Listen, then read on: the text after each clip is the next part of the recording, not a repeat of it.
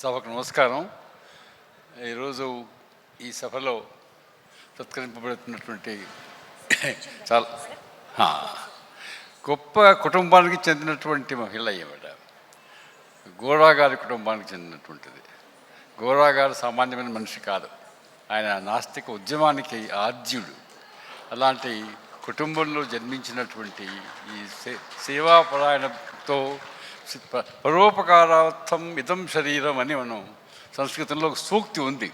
ఎందుకంటే ప్రతి ఒక్కరు పశువులు పక్షులు అన్నీ కూడా తమ తమ కోసం జీవిస్తాయి, తమ సుఖం కోసం జీవిస్తాయి.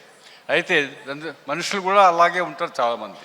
అయితే మన పెద్దవాళ్ళు ఏం చెప్పారంటే పరోపకారార్థం ఇదం శరీరం అంటే ఈ శరీరం అంటే జీవితం, ఈ జన్మ పరోపకారం కోసం వెచ్చించినప్పుడే అది సార్థకమవుతుంది అనేటువంటి మాట, గొప్ప మాట చెప్పారు.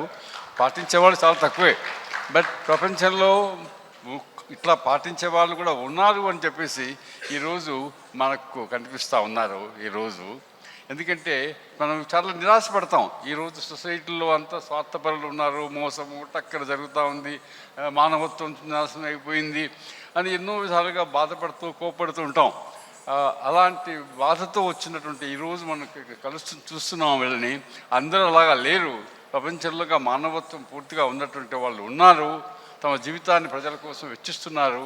వాళ్ళలో ఎంతో దయా, కరుణ, మమత, నిజాయితీ ఇలాంటి గొప్ప గొప్ప మానవీయ భావాలు ఉన్నాయి ఇంకా అని చెప్పేసి ఎంతో మానవత్వం పైన ఆశ కలిగించేటువంటి ఈ అవకాశం మనకు చూస్తున్నాం.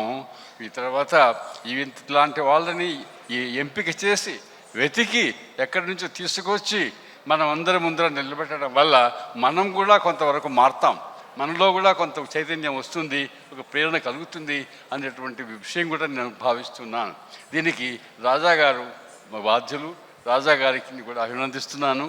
ఆయన కూడా ఈ పరోపకార కార్యక్రమాల్లో ఎన్ని ఏళ్ళుగానో ఎంతోమందిని సత్కరిస్తూ అందరికీ ప్రేరణ కలిగిస్తున్నారు. ఒక్కొక్క ఊళ్ళో, ఒక ఊళ్ళో కాకుండా ఇన్ని ఊళ్ళలో తీసుకొచ్చి ఇన్ని ఊళ్ళలో ఉన్నటువంటి వ్యక్తుల ముందర ఈ కార్యక్రమాలు చేసి ఎంతో సమాజ సేవ చేస్తున్నారు. ఆయన్ని కూడా అభినందిస్తున్నాను. నమస్కారం.